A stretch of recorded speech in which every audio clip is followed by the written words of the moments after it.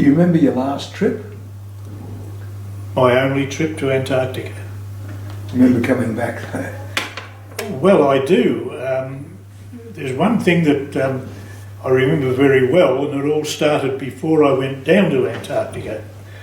I was reading through the diaries of my predecessors, because I led the 10th expedition, so there was 10 expeditions that I could get information from. And what I noticed that at the station of Mawson there was an old Bedford tray truck, an old Ferguson tractor, and I figured if they've been using these water-cooled engined vehicles down there, what would be wrong with an air-cooled engine?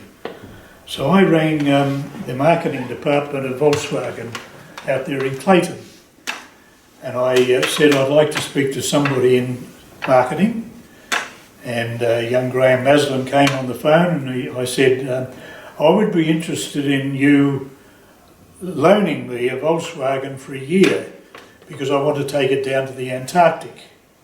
There was absolute silence on the phone until he come back and he said, "You would not believe this, Ray, but Wolfsburg, Germany have just decreed that the Volkswagen is to be marketed for winter conditions in Australia. And you're telling me you want to take one down to the Antarctic."